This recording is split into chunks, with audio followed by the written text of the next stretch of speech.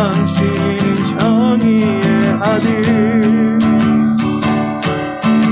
천사가 무릎 꿇고 예배하고 찬송하며 영원하신 영광하신 당신은 예수 그리스도 호산나 다윗의 자손께 호산나 불러 중의 왕 높은 하늘에 영광에 예수 주 메시아네 당신은 영광의 왕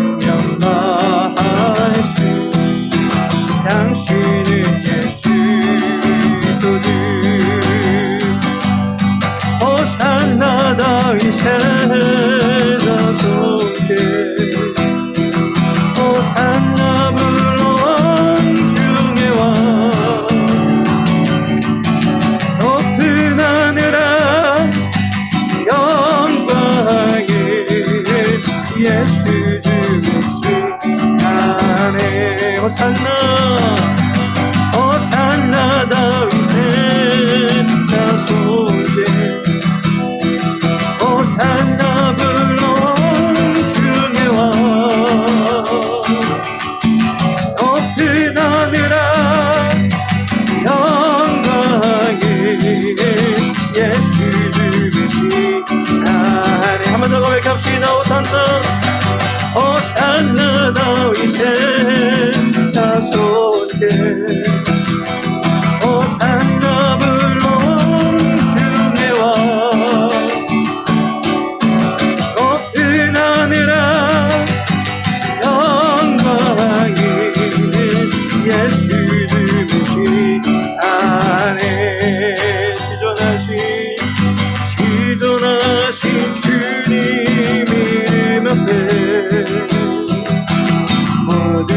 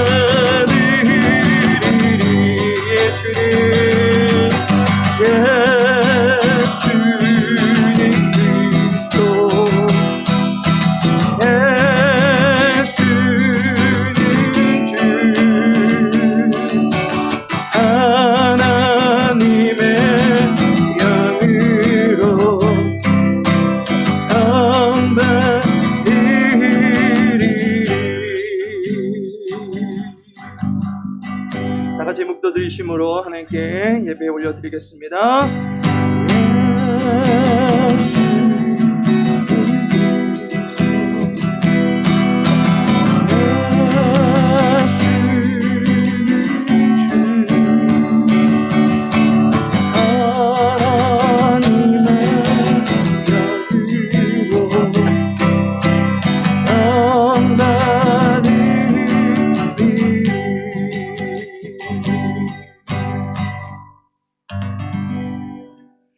아버지 하나님, 주의 백성들을 만민의 기도하는 집으로 불러주시어서 주의 이름에 의지하여 기도하게 하시고 그 이름에 합당한 영광을 돌리게 하심을 감사를 드립니다.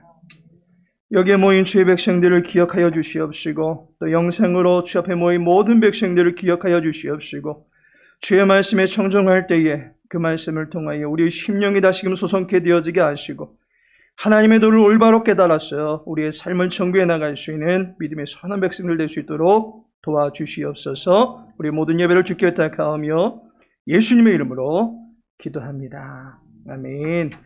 주께로 한 걸음씩 왜 가지 않느냐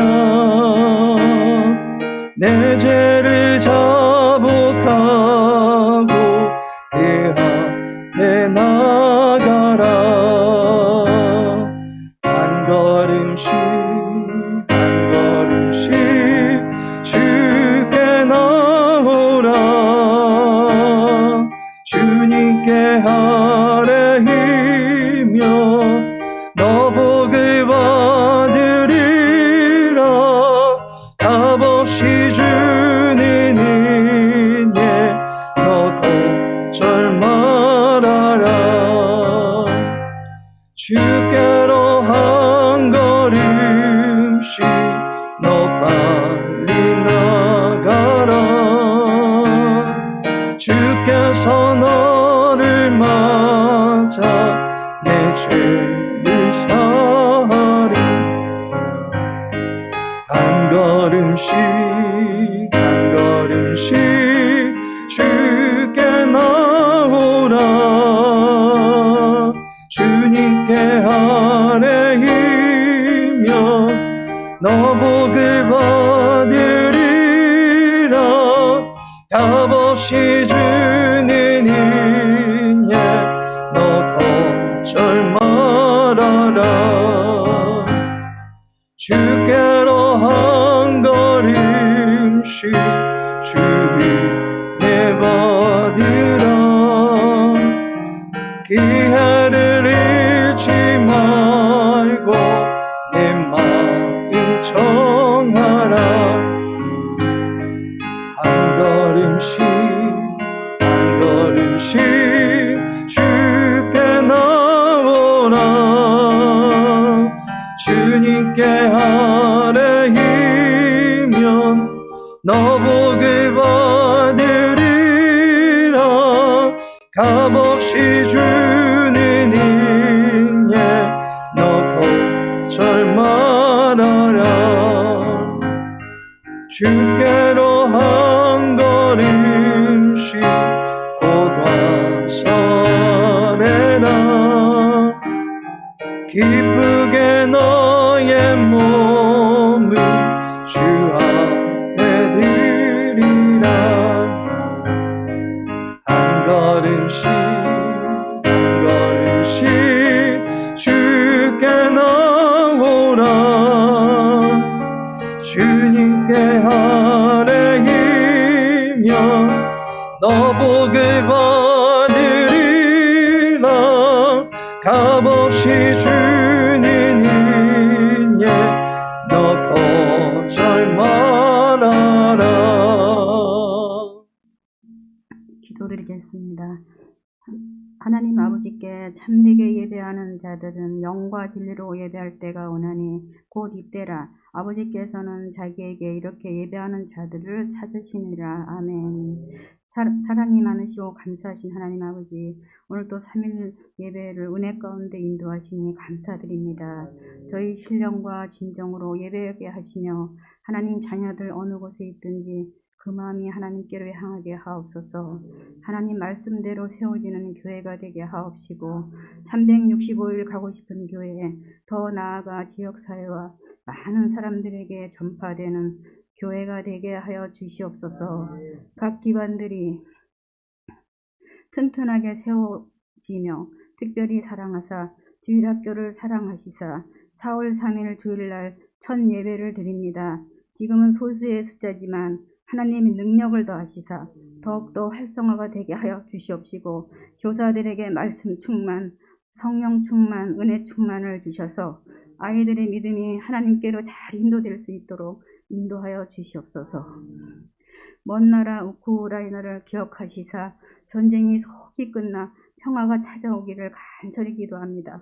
코로나로 인하여 많은 힘든 가운데 있습니다. 우리 모두 건강하게 하옵시고 하루속히 종식되어 예전의 평온한 삶으로 돌아갈 수 있게 하여 주시옵소서.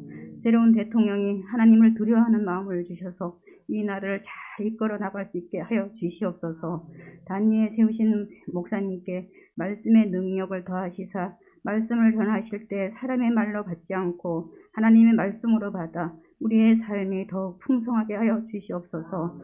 지금은 처음 시간입니다. 마치는 시간까지 주의 성령께서 인도하여 주옵시며 나를 구원하신 예수님의 이름으로 기도하옵나이다. 지금 함께 나눌 말씀은 마태복음 21장입니다. 마태복음 21장 1절에서 5절까지의 말씀입니다. 마태복음 21장 1절에서 5절까지의 말씀 우리 함께 읽도록 하겠습니다. 그들이 예루살렘에 가까이 가서 감난산 벳박에 이르렀을 때에 예수께서 두 제자를 보내시며 이르시되 너희는 맞은편 마을로 가라. 그리하면 곧 매인 나귀와 나귀 새끼가 함께 있는 것을 보리니 풀어 내게로 끌고 오라. 만일 누가 무슨 말을 하거든 주가 쓰시겠다 하라. 그리하면 즉시 보내리라 하시니 이는 선지자를 통하여 하신 말씀을 이루려 하심이라 일렀으되 시온 딸에게 이르기를 네 왕이 내게 임하나니 그는 겸손하여 나귀 곧 멍에 매는 짐승의 새끼를 탔도다 하라 하였느니라. 아멘.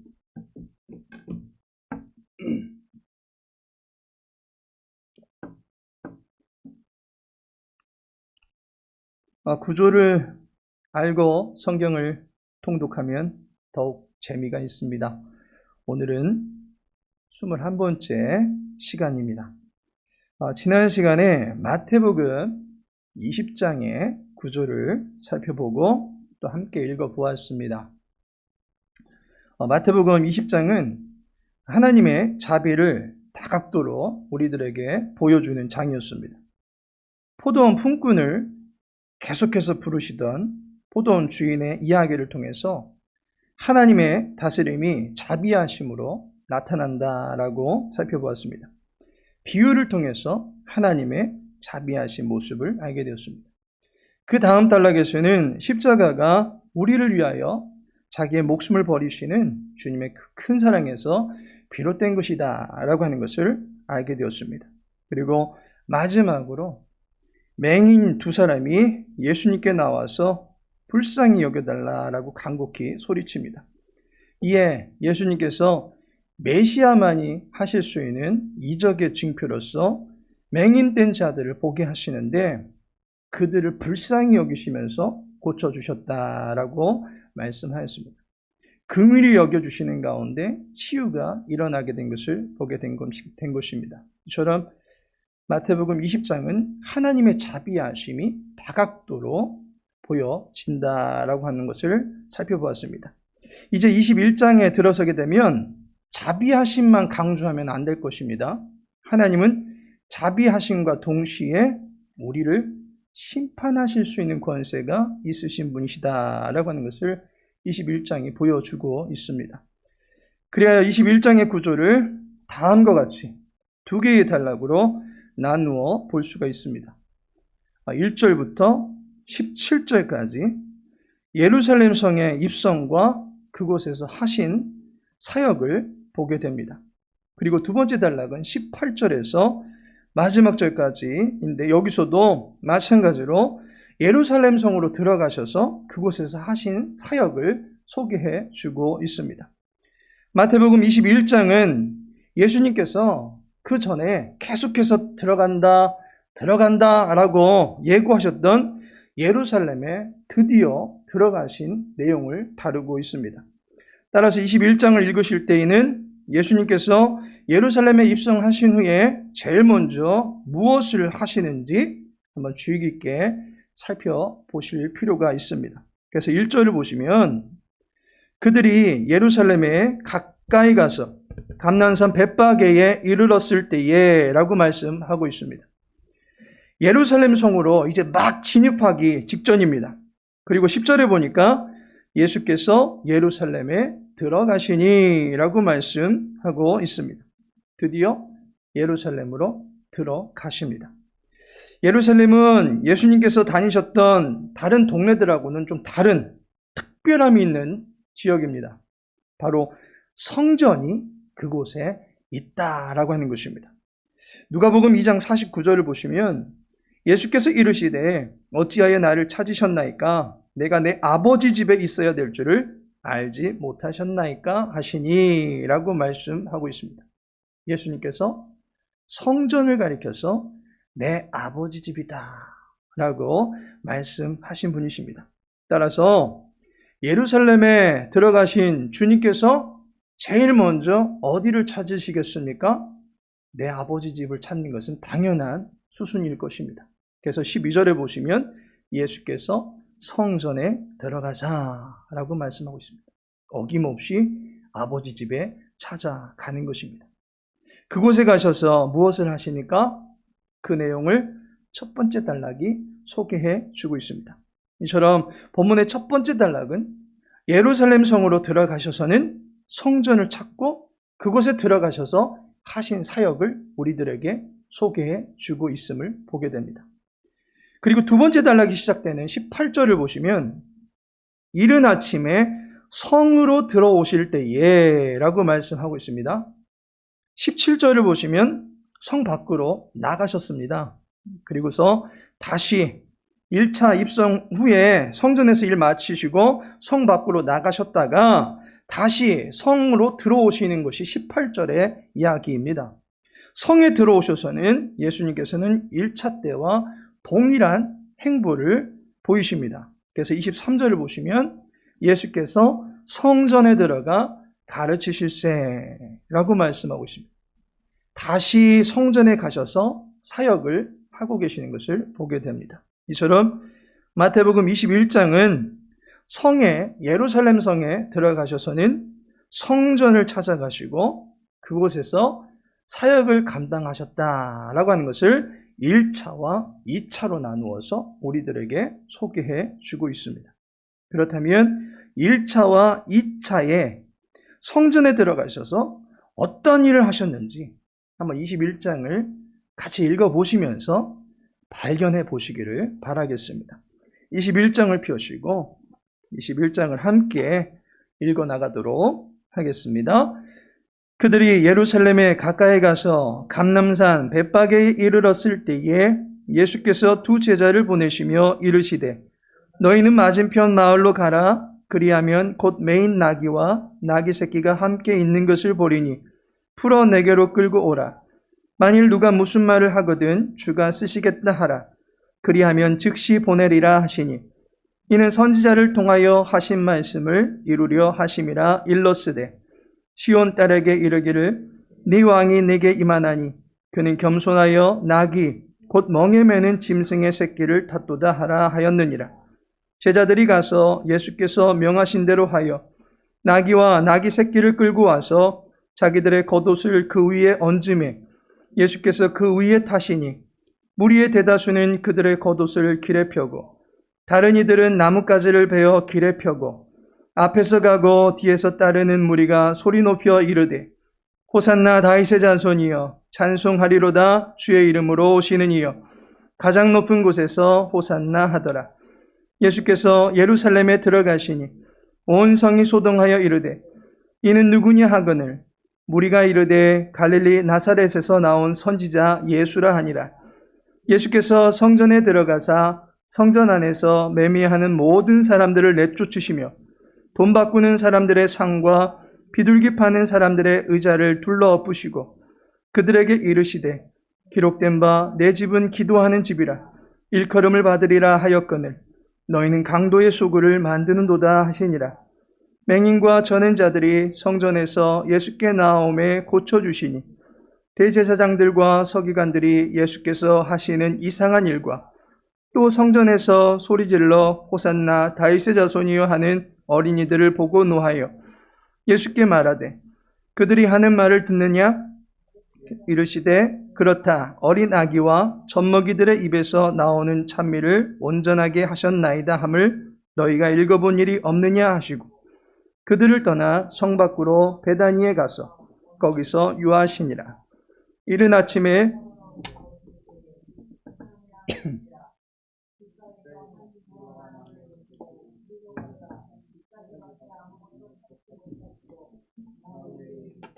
이제부터 영원토록 네가 열매를 맺지 못하리라 하시니 무화과 나무가 곧 마른지라. 제자들이 보고 이상히 여겨 이르되 무화과 나무가 어찌하여 곧 말랐나이까?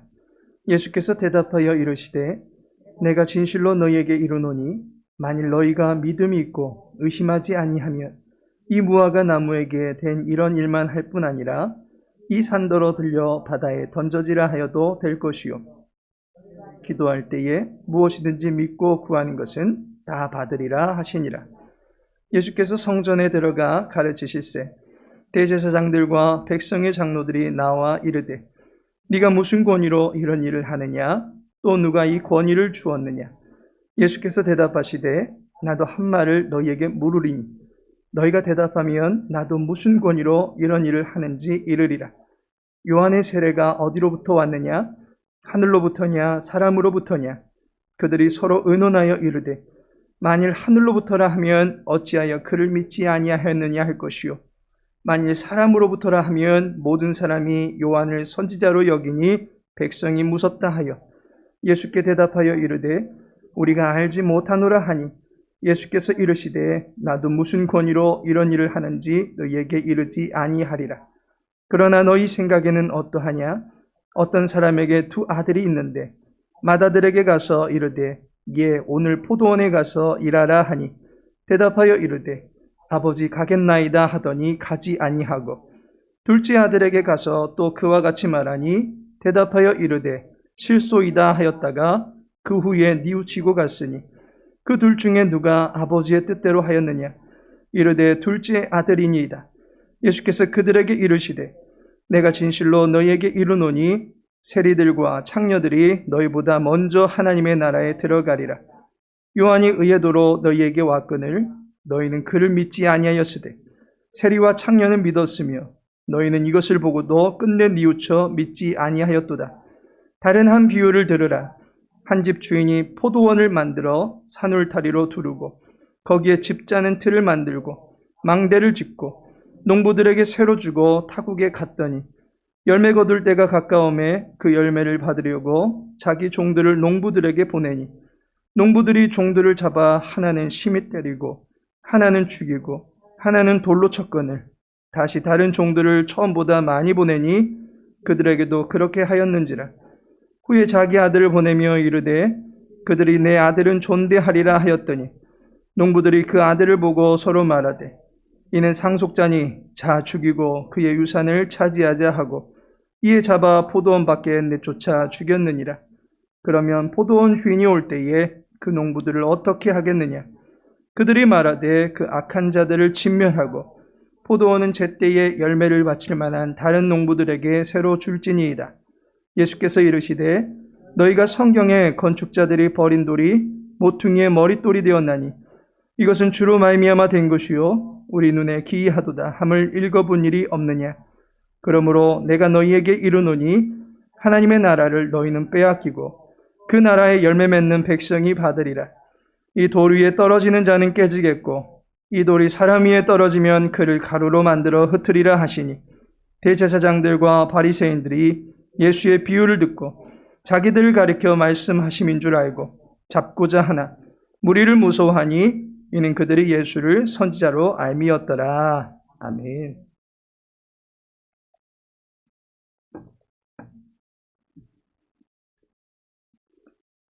마태복음 21장의 각 단락별로 내용을 살펴보도록 하겠습니다. 먼저 첫 번째 단락은 1절부터 17절까지 1차 입성과 그에 따른 사역들을 소개해주고 있습니다. 먼저 예수님께서 성에 입성하실 때마다 평범하게 입성하지 않았습니다. 1차 때도 그렇고 2차 때도 그렇고 무언가를 입성하실 때마다 사용하십니다. 그리고 그것을 통해서 자기의 왕됨을 드러내십니다. 예루살렘 입성은 왕의 직위를 가지고 입성하는 것이다 라고 하는 것을 보여주고자 하시는 것입니다. 1차 입성을 하실 때에는 나귀가 등장합니다. 그래서 2절을 보시면 이르시되 너희는 맞은편 마을로 가라. 그리하면 곧 매인 나귀와 나귀 새끼가 함께 있는 것을 보리니 풀어 내게로 끌고 오라 라고 말씀하고 있습니다. 예루살렘에 입성하시기 위해서 나귀를 준비하라 라고 말씀하십니다. 그런데 예수님께서는 늘상 도보로 걸음으로 이동하시던 그런 분이셨습니다. 혹여 강을 건너야 된다면 배를 타신 적은 있으시지만 일반적으로는 늘 걸어서 이동하셨습니다. 심지어 어떤 경우에는 무리를 걸어서 이동하시기도 하셨던 것을 보게 됩니다. 그런데 이번에는 무언가를 타시겠다라고 말씀하십니다. 그렇다면 특별한 장치인 것입니다. 나귀와 나귀 새끼를 준비하라라고 말씀하십니다. 맞은편 마을에 가서 매여있는 나귀를 풀어 갖고 오라라고 하십니다. 그런데 당장 맞은편 마을에 가서 나귀와 나귀 새끼가 매여있는 것을 풀어오게 될 경우 어떤 일이 벌어지겠습니까?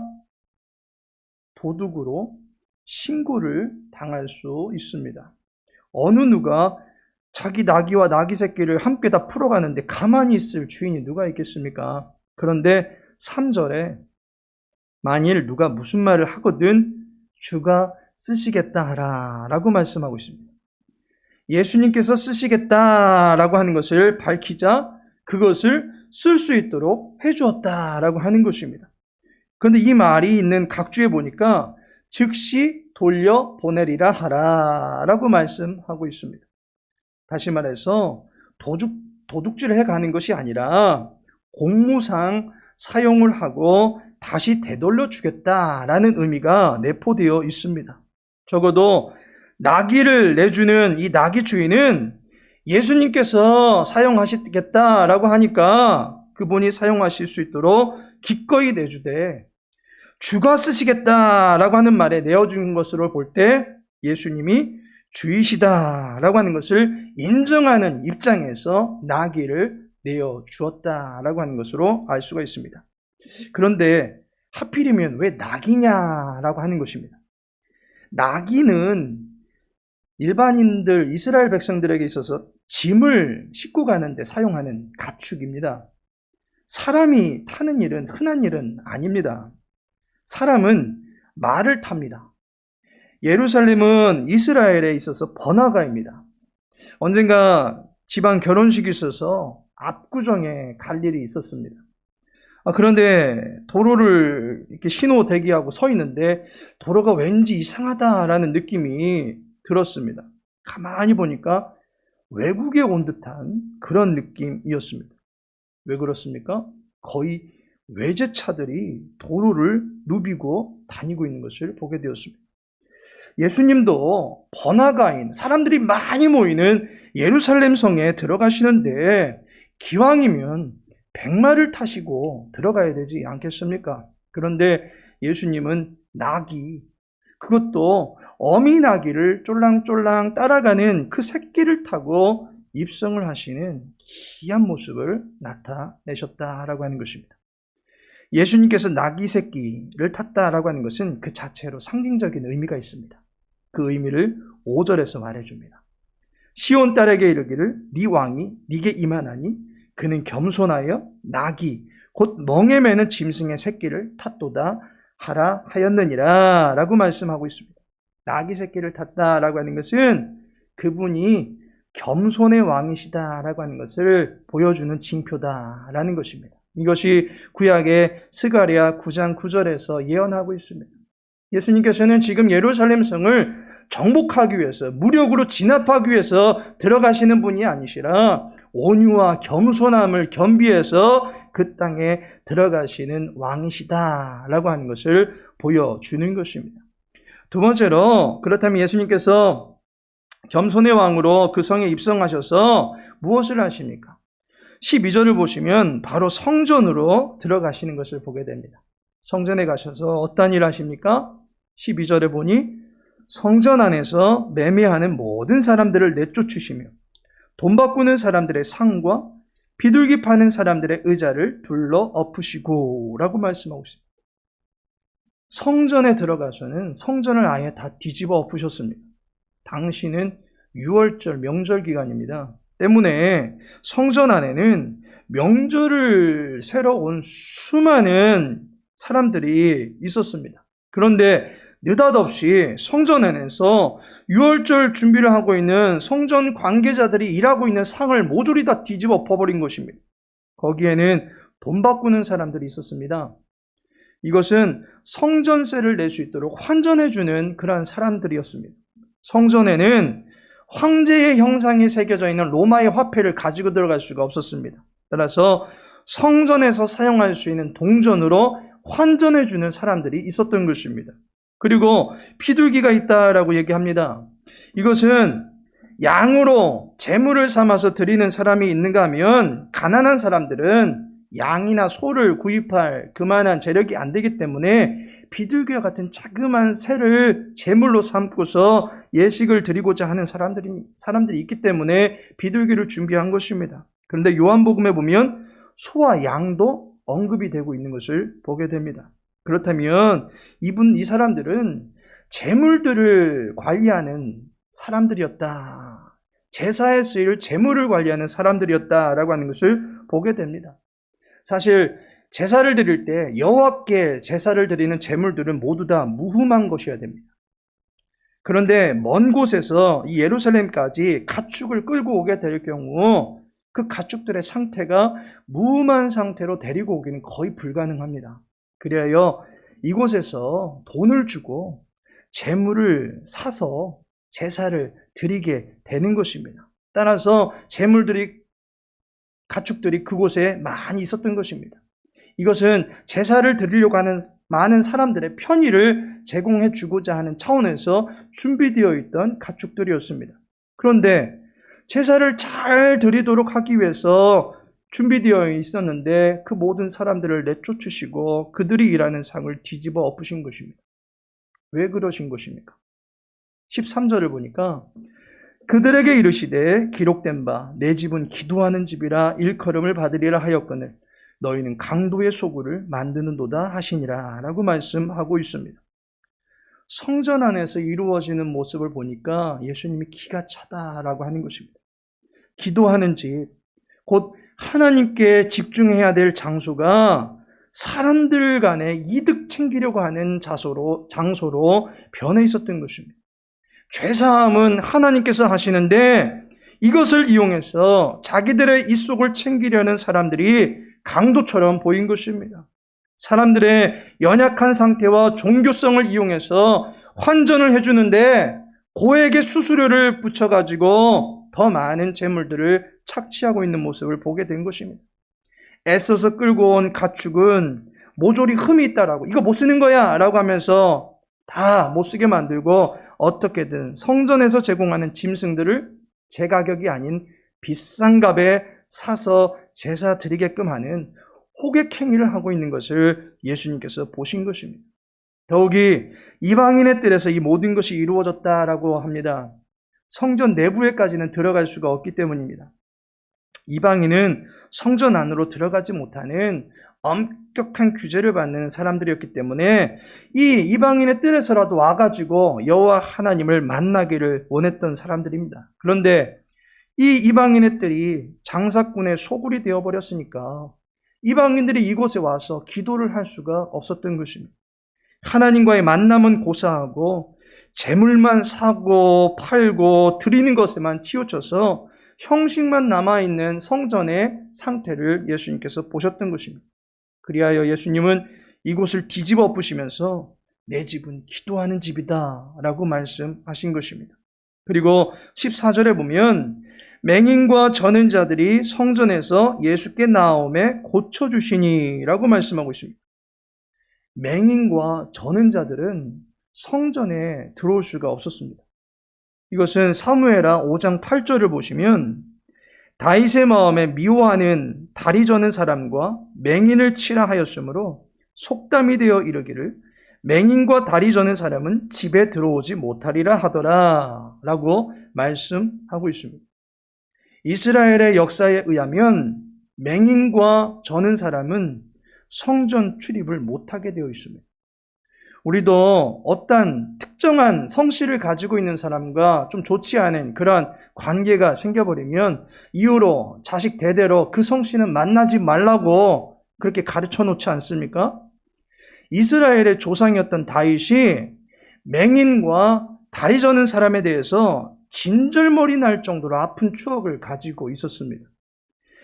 다윗이 예루살렘 성을 정복할 당시에 그 성에 거하고 있던 거민들이 다윗을 조롱하는데 너희들 군대는 우리 군에 맹인과 다리 저는 사람만 가지고도 너희들의 군대는 완전히 물리칠 수 있다라고 조롱했던 것입니다. 그러니 다윗이 맹인과 다리 저는 사람들에 대해서 아주 안 좋은 기억을 가질 수밖에 없었던 것입니다. 이것이 전통이 되어가지고 이들은 성전 출입이 엄격하게 제한되어 있었다라고 하는 것입니다. 그런데 예수님께서 이들을 고쳐주심으로 인해서 성전은 만민이 함께할 수 있는 집이다라고 하는 것을 가르쳐 주신 것입니다. 그리고 예수님은 만민을 성전에 모이게 하심으로 말미암아 명색이 만왕의 왕이시다라고 하는 것을 1차 입성을 통해서 만인들에게 보여주신 것입니다. 이제 두 번째 단락은 18절에서 46절까지 2차 입성과 사역에 대한 내용을 다루고 있습니다.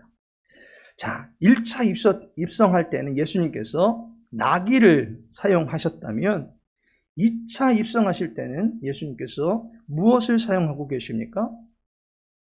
19절을 보시면 길가에서 한 무화과 나무를 보시고 그리로 가서 잎사귀 밖에 아무것도 찾지 못하시고 나무에게 이르시되 이제부터 영원토록 네가 열매를 맺지 못하리라 하시니 무화과 나무가 마른지라 라고 말씀하고 있습니다.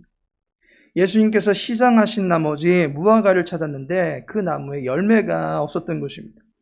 그래서 그 나무에게 명을 내렸는데 그 명한 바대로 무화과 나무가 말라버린 사건이 나타난 것입니다. 이것을 통해서 예수님께서는 다시 한번 그분의 말씀에는 권위가 있다라고 하는 것을 보여주신 것입니다. 왕의 말씀에는 권위가 있는 것 아니겠습니까? 어명입니다. 예수님은 2차 입성을 하실 때에 말의 권세를 갖고 계신 왕이다라고 하는 것을 보여주시면서 예루살렘 성에 입성을 하고 계십니다. 그렇다면 2차 입성을 하시고 예수님께서 무엇을 하십니까? 23절을 보시면 예수께서 성전에 들어가 가르치실세라고 말씀하고 있습니다. 예수님은 곧바로 성전을 찾아가십니다.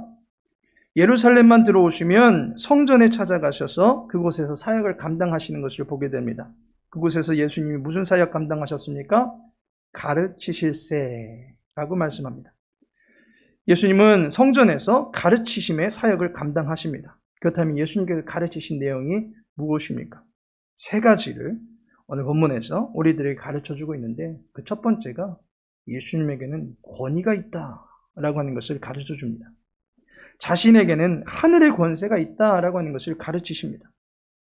이러한 가르치심을 주시게 된 계기는 백성들의 장로들이 예수님에게 나와서 따졌던 것입니다. 당신이 대체 무슨 권리를 가지고 무슨 권위를 가지고 성전에서 난동을 피우고 또 이렇게 성전에 나와서 가르침의 사역을 하고 있는 것입니까? 라고 장로들이 와서 묻게 된 것입니다. 이에 대해서 예수님께서 질문으로 답을 하십니다. 24절과 25절에 보면 나도 무슨 권위로 이런 일을 하는지 이르리라. 요한의 세례가 어디로부터 왔느냐? 하늘로부터냐? 사람으로부터냐? 라고 질문하신 것입니다. 이 질문에 대답을 하게 되면 예수님도 무슨 권위로 내가 성전에서 그렇게 했는지 알려주시겠다라고 답하신 것입니다. 그런데 질문을 보니까 이미 답이 있습니다. 세례 요한은 예수님의 오실 길을 예비한 사람입니다. 따라서 그가 하늘로부터 온 사람이다 라고 한다면 그가 증언한 예수님은 어떤 분이십니까? 메시아이신 것입니다.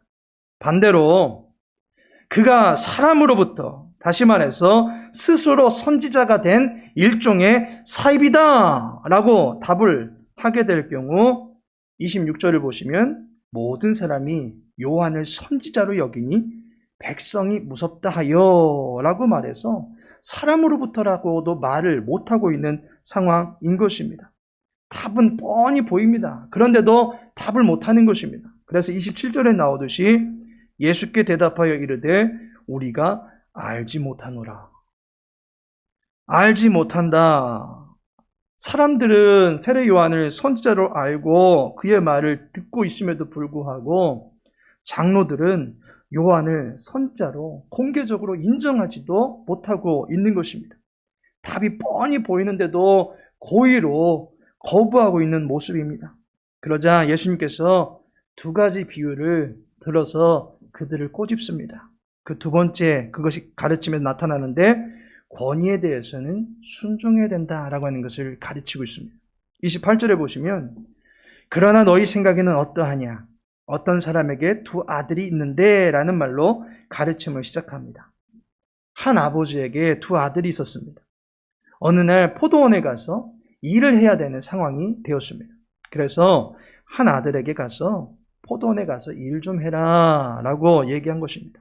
그랬더니 그 아들이 예 아버지 라고 대답은 해놓고서는 가서 일을 하지 않은 것입니다.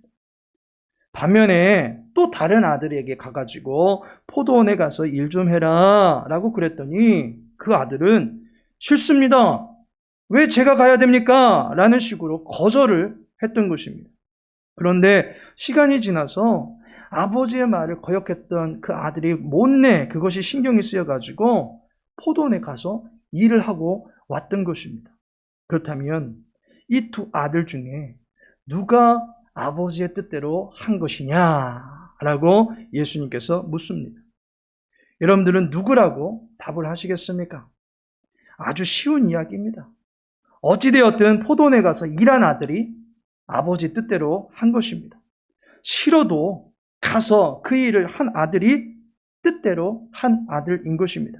이를 통해서 예수님은 아버지의 뜻대로 행하는 것이 중요하다라고 가르쳐 주는 것입니다. 다시 말해서 순종하는 것이 필요하다라고 하는 것을 가르쳐 주고 있습니다. 세 번째 가르침은 그렇다면 불순종에 대해서는 어떻게 하시는가라고 하는 걸 가르쳐 주고 계십니다. 순종하지 않으면 어떻게 됩니까?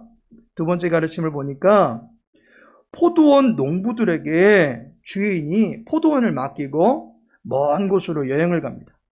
시간이 지나고 나니 포도원에 소출이 생겨났습니다. 그래서 주인이 포도원의 소출을 농부들에게 요구했습니다. 그런데 농부들이 소출을 내놓지 않는 것입니다. 주인이 여러 번 사람을 보냈는데 그때마다 그 사람들을 함부로 대하고 심지어 죽이기까지 했던 것입니다. 그러자 주인이 내 아들을 보내면 이 아들의 권위는 존중하겠지 싶어가지고 아들을 보냅니다. 그런데 농부들이 그 아들을 어떻게 합니까? 38절에 농부들이 그 아들을 보고 서로 말하되 이는 상속자니 자 죽이고 그의 유산을 차지하자 하고 라고 말하고 있습니다. 아들을 죽이자는 것입니다. 주인의 요구에 불응하고 심지어 주인의 것까지 빼앗겠다라는 심산입니다. 이처럼 불순종한 자들이 결국에 어떻게 됩니까? 41절에 보면 그들이 말하되 그 악한 자들을 진멸하고 라고 말하고 있습니다. 죽음의 심판을 받게 된다라고 가르쳐 주고 있는 것입니다. 예수님께서는 이 성전에서 가르쳐 주신 이 세 가지의 내용을 통해서 예수님에게 권위가 있으며 그 권위에 따라 순종하는 것이 합당한 것이고 그 권위에 불순종하게 될 경우에 심판이 임하게 될 것이다 라고 하는 것을 가르쳐 주신 것입니다. 하나님께서 사랑하시는 성도 여러분, 오늘 말씀을 통해서 예수님은 예루살렘 성에 자기의 왕됨을 나귀와 무화과를 통해서 강조해서 보여주신 것을 알게 됩니다. 반면에 예루살렘 성전에 있던 사람들은 아버지의 집을 기도하는 집으로 만들지 못했고, 또 예루살렘의 지도자들은 대답은 잘하고는 있지만 아버지의 뜻대로 행하지 않는 아들과 같은 모습으로 나타나고 있는 것을 보게 됩니다. 왕이신 주님 앞에 나귀의 주인은 순종을 하고 맹인과 저는 자들은 왕의 통치를 바라면서 예수님 앞에 나오고 있음에도 불구하고 예루살렘의 장로들과 대제사장들 그리고 바리새인들은 결코 순종하지 않으면서 왕의 자리마저 넘보는 자들로 나타나고 있는 것을 보게 됩니다. 본문은 왕의 권위를 갖고 계신 예수님께 순복해야 된다라고 하는 것을 요청하고 있습니다. 아들에게 위임된 권세, 곧 내 사랑하는 아들이요 내 기뻐하는 자라 하시면서 너희는 그의 말을 들으라 라고 하셨던 하늘의 음성에 순복하는 자가 필요하다라고 하는 것입니다. 사막 교부들의 금원집에 보면 우리의 신앙생활하는 가운데 순종이 참으로 중요하다라고 하는 걸 강조해주는 이야기가 많이 실려 있습니다. 그 가운데 이러한 이야기가 있습니다. 어떤 사람은 금식을 많이 했고, 어떤 사람은 청빈한 삶을 살았고, 어떤 사람은 사랑을 많이 베푸는 삶을 살았습니다. 그런데 마지막 또 다른 한 사람은 자기의 원로에게 22년간을 순종하며 지낸 사람이 있었습니다. 이때 최고의 덕은 무엇이었는가? 바로 22년간을 순종하며 지낸 사람이 최고의 덕이 있는 사람이다 라고 말하는 것입니다. 금식하고 청빈한 삶을 살고 사랑하며 사는 모든 것들은 다 자기의 뜻을 따라서 사는 것이지만 순종하는 사람은 자기의 뜻을 내려놓고 타인의 뜻을 행한 사람이 되기 때문입니다. 예수님의 말씀에 심판의 권세가 있고 예수님의 말씀에 치유의 역사가 나타납니다. 따라서 그분의 말씀에 순종하는 것, 바로 나의 뜻과 생각을 내려놓고 따르는 것이 필요하다라고 하는 것을 마태복음 21장에서 우리들에게 가르쳐주고 있습니다. 성전 예배를 준비한답시고 분주하게 지낸다 할지라도 만민이 기도하는 집이라고 하셨다면 이전에 나와서 기도하는 것, 기도하기를 힘쓰면 그것이 바로 예수님의 권위에 순종하는 것입니다. 아버지의 뜻을 아는 데서 멈추는 것이 뜻대로 하는 것이 아니라 알게 된 그 말씀을 따라서 내 삶을 운행해 나가는 것이 아버지의 뜻대로 순종하는 것입니다. 예수님의 말씀을 엄형으로 알고 그분의 말씀에 순종함으로 말미암아 예수 그리스도의 권위를 인정하고 예수 그리스도를 높여드리며 살아갈 수 있는 주님의 백성들 되시기를 예수님의 이름으로 축복합니다. 우리 이 시간에 말씀 붙들고 한번 기도하기를 소망합니다. 세 가지 기도 제목 드릴 때 첫 번째로는 왕 대신 주님의 권세를 인정하면서 주의 말씀에 귀 기울이며 순종하며 살아갈 수 있도록 도와주옵소서 기도하시고, 왕의 권위 앞에 대적하려고 했던, 불순종하려 했던 모든 마음의 상태를 주님 앞에 고백하며 나의 모든 죄를 용서하여 달라고 기도하시고, 마지막으로 우리 교회의 모퉁이 돌이 예수 그리스도가 되게 하여 주셔서 진리 위에 서가는 교회 되게 하여 주시고 교회 내 모든 권속들이 하나님을 기뻐하는 선한 백성들이 다 되어지게 해달라고 우리 시간 함께 합심하여 기도하겠습니다. 아버지 하나님, 사랑하는 주 백성들을 기억하시고 오늘도 주님 앞에 나와서 예배케 하심을 감사를 드립니다. 주님이 우리의 왕이십니다. 주님이 우리의 모든 것을 다스리시는 분이십니다. 주님 말씀하여 주시옵소서. 그 말씀에 우리의 모든 아직과 모든 생각들을 내려놓게 하여 주시옵시고 또 모든 부정들을 내려놓게 해주시옵시고 오직 주님의 뜻을 따라 살아가는 것이 우리의 참된 기쁨이 되어지게 하시고 참된 만족이 되어질 수 있도록 은혜 베풀어 주시옵소서. 아버지 하나님, 겉으로는 우리가 대답은 잘하지만 우리의 삶으로 주의 말씀을 따라 살아가지 못할 때 너무도 많이 있음을 고백합니다. 우리의 연약함을 용서하여 주시옵소서. 우리를 긍휼히 여겨 주시옵소서. 다시금 왕이신 주님의 권위를 인정하며 주의 말씀하신 바를 따라 힘써 준행할 수 있도록 도와주시되 성령 하나님 내주하시고 이끌어 주시어서 주의 말씀 앞에 탄마음으로 반응할 수 있도록 은혜 베풀어 주시옵소서. 특별히 주의 교회를 기억하여 주시옵소서. 아버지 진리 말씀 가운데 세워져 나갈 수 있는 복된 교회 되어지게 하여 주시고 하나님의 말씀을 따라 준행할 때마다 선한 열매들 맺어 나갈 수 있는 귀한 교회가 되어줄 수 있도록 도와주시옵소서. 이 마지막 때에 하나님의 마음을 흡족해 드릴 수 있는, 아버지의 마음을 수용해 드릴 수 있는 복된 재단 되어줄 수 있도록 도와주시옵시고 이 재단에 주님의 이름으로 모이는 모든 백성들을 주님께서 사랑하여 주시고 축복하여 주시는 은혜가 넘쳐날 수 있도록 주여 도와주시옵소서. 모든 걸 주님께 부탁합니다. 살아계신 하나님, 우리의 왕 되신 주님을 찬양합니다. 주님을 높여드립니다.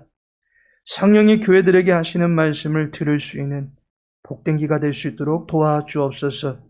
말씀하신 바를 쫓아서 순종하며 선한 열매를 맺혀나가는 귀한 인생 될 수 있도록 도와주옵소서.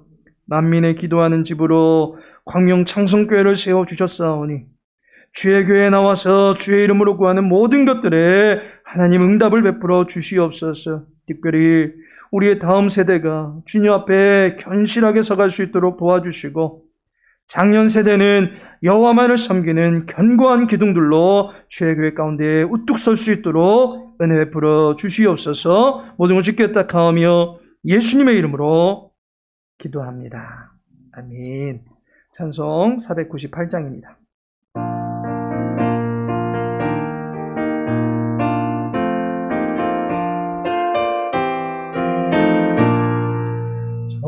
죽어가는 자 다 구원하고 죽음과 죄에서 건져내며 죄인을 위하여 늘 행동하며 예수의 공로로 구원하네. 저 죽어가는 자 예수를 믿어 그의 힘입어 다 살겠네. 주 믿지 않는 자 불쌍히 여겨 참회개 할 때를 기다리네. 열심을 다하여 인도해 보세. 예수를 믿으면 다 살겠네. 저 죽어가는 자 예수를 믿어 그의 힘입어 다 살겠네. 저 죽어가는 자 구원해내야 우리의 본분을 다하리니.